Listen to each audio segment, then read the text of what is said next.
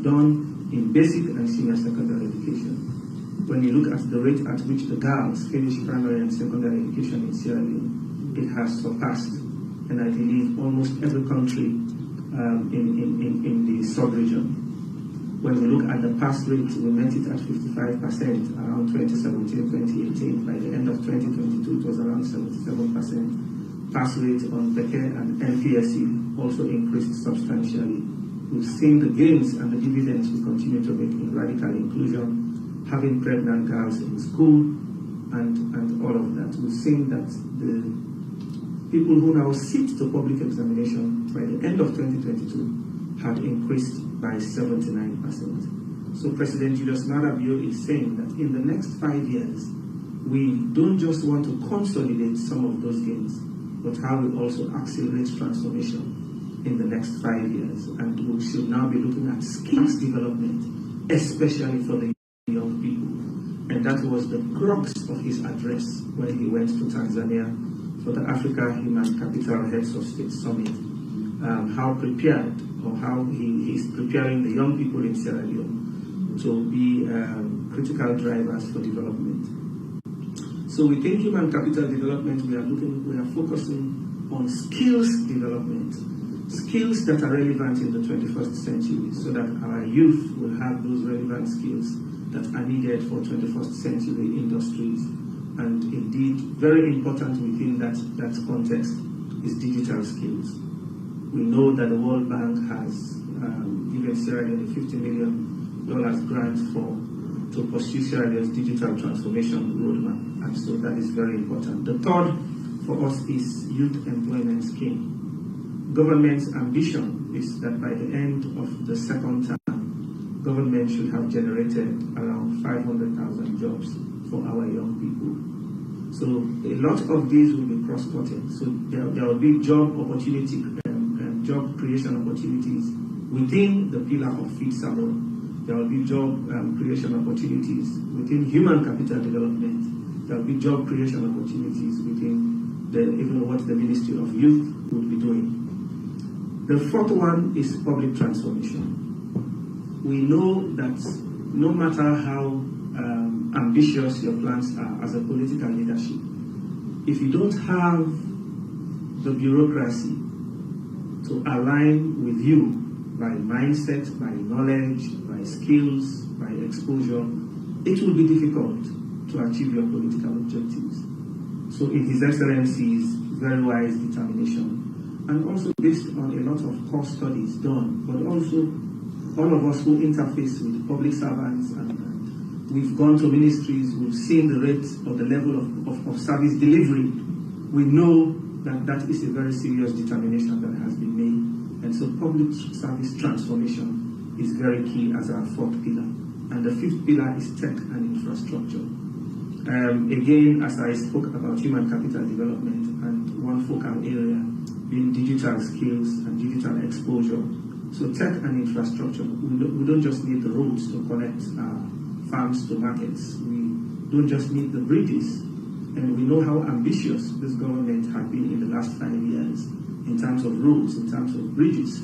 So we want to also deepen those gains and expand them as fast as we could. Ladies and gentlemen, so His Excellency President Julius Maada Bio has been very active and hard at work. And we recall recently he was in Rome for the United Nations Food Stock Taking Summit, building up on the summit that was at the UN in 2021. And one of the big takeaways and one of the fruits of that visit was the fact, and as a country we are grateful to the German government that the German government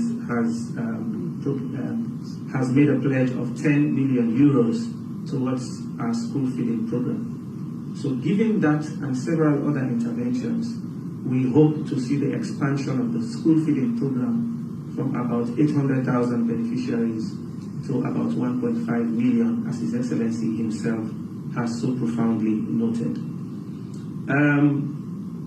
I also spoke about the Dar es Salaam visit, and those visits are very important because once you have the president re-elected and he's conducting those visits, it is important for us to link those visits to the key priorities that we have as a government. So when we report, we are in a position to bring out the relevance and why His Excellency is traveling. One of the areas we also wish to report on is on the diversity of the cabinet.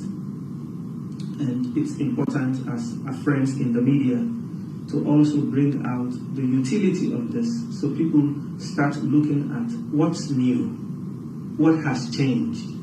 And it's important for our people to understand that in this cabinet that President Julius Maada has appointed as per Section 56 of the Constitution, a lot of them are young people. Maybe it will be the youngest cabinet in Africa. When you look at our chief minister, maybe he's the youngest in the world, maybe the youngest in Africa. So we see the diversity not just in terms of the young people, and that should give hope to young people that if these young folks could be in cabinet, then if I could also just pay a little attention to what I do in school, to college education, to skills development, I would also go there someday. So it's also inspirational and motivational. And His Excellency has said, given the demographics, where you have people between 15 to 35 years constituting about 1/3 of the population, you can't afford to get it wrong.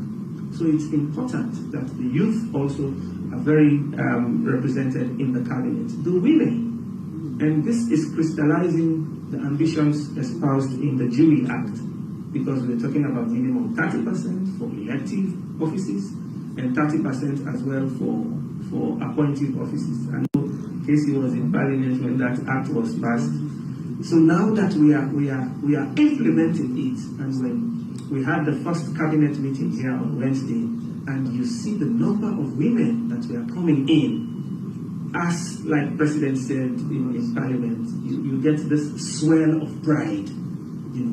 Initially, when we go to international conferences, maybe the countries that we'll talk about, the gains they have made on female representation, maybe Rwanda, South Africa, and maybe Senegal and Botswana. Sierra Leone would not even talk about female representation. So for us to have gotten 15% in the last parliament and now 30.4% in the 6th parliament, it's a notable improvement. And it's very important that we talk about this richness as well in the diversity that we have in cabinet. And again, going back to the 5 clusters that I spoke about, the appointment of somebody like Honorable Kande Yunkela, and with the presidential initiative for food security, which is Feed Salone, for climate change. And because if we have to do Feed Salone, then we also have to have those interventions relating to our climate. It means we have to be climate resilient. So his office, that appointment is also very key and critical in actualizing the 5 priorities, as well as renewable energy, which is important for economic growth. 2 days ago, it pleased His Excellency the President to convene and preside over the first cabinet sitting. And Cabinet looked at quite a good number of issues of national importance, including energy. It's important that we expand the scope of our energy generation, but also distribution and access. Renewable energy, we've seen the gains that are made from about 14% to about 35%. Government wants to expand on that. There are challenges relating to transmission, but it's also important that we also generate to full capacity. So government is very much focused on making sure that we deliver for the people, and that was His Excellency's message to the ministers, that we must deliver for the people who have elected us and the people that we serve in the positions of trust that we occupy. Ladies and gentlemen, yesterday there was an important development in Abuja with respect to the political situation in Niger. We recall now there have been 2 important extraordinary sessions. The first was in July 30, and yesterday, August 9, there was another extraordinary session under the chairmanship of President Bola Ahmed Tinubu of Nigeria. And There was a communique, our colleague Mike was there. There was a communique issued, and we must note some of the key decisions. But first, it is important to emphasize that ECOWAS will continue diplomatic engagements, and it has always made it clear that any use of force will always have been a last resort. And all of us are hoping and praying that there will be good sense, there will be reasoning, there will be the restoration of constitutional order, the release without conditions of President Bazoum and his family, and speedy restoration of constitutional order in Niger. We know President Bazoum was elected 2021 following the 2020-2021 elections. So to be elected in 2021 and then a year or a little over that you are ousted, it does not situate favorably within the ambitions that we have for democracy in Africa. So ECOWAS took a position yesterday, and amongst them, directive has been given for the activation of the ECOWAS standby force and also the deployment of the standby force. I will not go into what that means, as we know that's for political and military consideration. But it is also important to note that President Julius Maada Bio joined his colleague heads of state at that summit, and Sierra Leone, as we know, has always aligned with the ECOWAS position when it comes to peace and security in the sub-region. Allow me, ladies and gentlemen, to also speak about something that is very, or touches and concerns all of us, and also for electioneering and the deepening of democracy in Sierra Leone. In His Excellency's address to the 6th Parliament, His Excellency announced the establishment of the Electoral Systems Review Committee. This has been widely acclaimed and favorably received locally and internationally, and a good number of international partners have been reaching out, but also making public their sentiments about this, and that it is a key step that His Excellency the President has taken. And this will be chaired by the Honorable Vice President for very obvious reasons. One, because of the pedigree that he has on electoral reforms, peace building in Africa and beyond, but also to demonstrate that government is lending a whole of government approach and ownership to this process. It's His Excellency's initiative, and it gives us an opportunity to examine the planning and the management of the 2023 elections. And it now gives the committee an opportunity to look at the legal regime, to look at the institutional framework, but also to look at operationalization. And electoral reviews are not new. For the 2002 elections, for example, I was in charge of voter education. And I know after the 2002 elections, there were reviews. So every election, like any institutional process, reviews are not out of order. You take a major activity, you get back, you introspect, you assess, what can I do better? What are the lessons learned? So this is not something that was crafted from the air. It is a defining institutional practice, whether it's private sector, it's public sector, and it's important for government, but also important for Sierra Leone. And we know that in this committee, we'll have government, we'll have development partners, we'll have civil society, we'll have professional bodies. So our expectation is that as they get together, they look at this critically, and it will help to strengthen electoral systems and institutions moving forward. So finally, what should we be expecting as a nation is the fact that first, His Excellency the President is very determined. He owes the people of Sierra Leone a debt of gratitude for the resounding mandate given him, and the government is hard at work. So what we are expecting is the fact that the building blocks for those 5 critical pillars I mentioned are now being laid. We expect to have very strong interministerial coordination and collaboration among them. And it is also important for those of us who may be like moral guarantors or pillars of democracy as His Excellency the President has always said, including the media, it is our responsibility to also join forces with government to ensure that we consolidate the gains, we deepen democracy, we protect the peace and the unity of Sierra Leone. And to that end, His Excellency the President has made a very solemn pledge. So this is our maiden press briefing. This is the outline that we have for us. We will be informing the press as and when we are meeting based on the arrangements that I have made with the team. We want to see how we could be doing this maybe like twice a month. But as I said, this is the presidency. We don't have control over what happens. But as much as we can, we want to make sure that we forge this alliance with you. We want to make sure that the relationship with the media is very cordial. It is very fruitful. And this is the outline that we have for our maiden press briefing. And we want to invite a few questions. Thank you.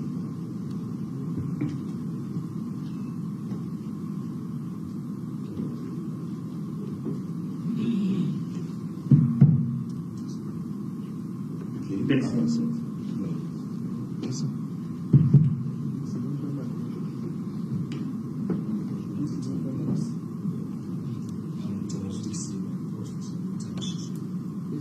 My question is with regards to the electoral reform review.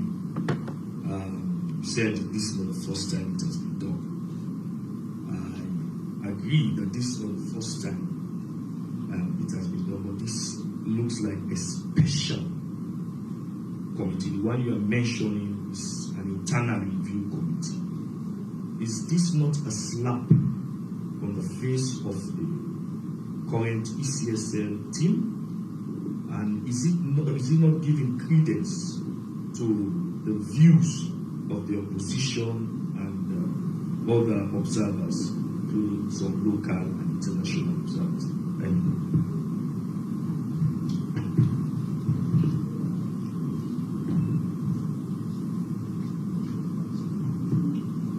Good morning, Mohammed Jawad Nile, Epic Reading. So my own question is regarding the Niger situation. I believe Sierra Leone's position is aligned with ECOWAS. We've condemned the coup and they're aligned with ECOWAS, whatever is being done. But I also want to bring this closer to us, to the MRU region, where neighboring Guinea, they're also running a military government. Don't you think Sierra Leone's position on this Niger situation could upset our relationship with the Guineans, given that they have also expressed implicit support for the Niger situation since it's a military government? And it seems as if we have an inconsistent position when it comes to military overthrow in the region. In one hand, we are okay and we are partying with our Guinean neighbors, but with the Niger situation, we are following the dictates of ECOWAS.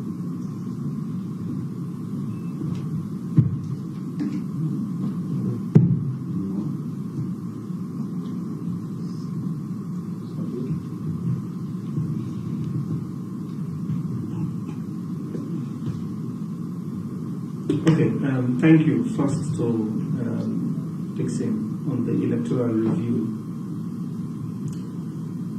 The electoral review, to every intent and purpose and by every stretch of the imagination, would be very complimentary. So the question that we would ask is this: had there not been any observer reports or concerns around the election, would it still have been wise to do a review? I would say yes, even without any observer report. If a decision had been taken to do a review, Sierra Leoneans will favorably receive it, because when you do a massive program like elections nationally, given its scope, its magnitude, I think it would still have been favorably received by anybody. That having a review, a post-election review, to enable you deliver better in the future would have been a welcome development. So the truth is, this review, the determination was made to do this review so that it gives us an opportunity to strengthen the legal regime, to look at institutional capacity, to also look at how we operationalize elections. It was not done as a response to any hue and cry raised by any quarter. It was not done in response to any observer report. It was done because it's a key and critical step. President Bio's determination is that we must get better each time we deliver a service. And by the next elections, we must be able to deliver better. So that's the bottom line for the electoral systems review. On Sierra Leone, on Guinea and Niger, Sierra Leone is not flip-flopping. It's important that what has taken place in Niger is an ECOWAS position, and Sierra Leone aligns with the ECOWAS position. What has happened in Guinea, Sierra Leoneans, and I believe the world also, saw the wisdom in President Julius Maada Bio's engagement, and that engagement primarily was to ensure for sending the message that Guinea is Sierra Leone's immediate neighbor. And if anything happens there that is a threat to peace, it also affects and threatens Sierra Leone's peace and security. So it was important.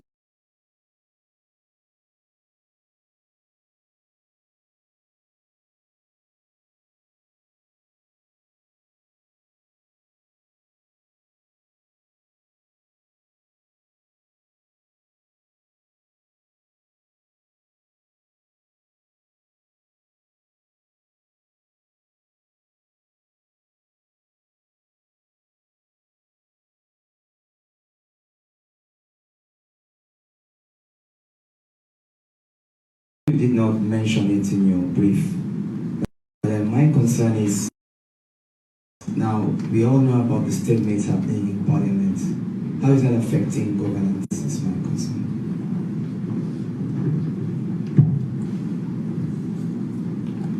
Vincent from New Vision newspaper, Vincent Momo. Still on the election review. 2022, the Public Election Act was reviewed, and I recall the AG and other people we are saying most of the recommendations from 2028 elections, 2028 elections, we are put here that 6 months. We are put past that around September last year. Within a year, we are calling again for a review in the entire electoral system. My concern is, are you seeing, how do you look at the fifth parliament in reviewing that particular act? Thank you. I'll just take yours first. President is not calling for a review of the Public Elections Act of 2023. What essentially President is saying is, let's look at the planning and the management of the 2023 electoral cycle. Now, in the process, the committee now has leverage, has opportunity to look at the different facets. Now, in the process, the committee now has leverage. Is there anything they want to look at in the law, for example, different facets should warrant some consideration? That's left to them. Is there anything they would want to look at in the law, for example, that they think should warrant some consideration? That's left with them. But President Bio is not calling for the review of the Public Elections Act 2022. On the stalemate in Parliament, I think President Bio spoke decisively on this, and I would want to be guided by his words. And he said in an event where no political party has secured 2/3 majority in Parliament, what that means is dialoguing, negotiations, and I think that's what we need in any given Parliament where you have a bipartisan or multi-partisan system. It is important that you constantly negotiate and dialogue, and I think President Bio was very much clear on that. Do we like what's going on in Parliament? No, as government. President Bio is an ardent believer of democracy, and he believes that it's also important that we have a functioning opposition. We're looking forward to APC going back to Parliament and getting involved in the broad spectrum of governance. So somebody was reporting that an additional APC MP has gone to Parliament. So we want to see a lot more of that. And I think also within local councils, I think some orientation or something of the sort is happening. So we want to have that because we know when you have a functioning opposition, it also helps to hold government accountable. and it shows the diversity that we have in our political system. So let me take the opportunity to thank all of us for turning up at today's press briefing. And I want to thank you, and we look forward to closer collaboration. Thank you.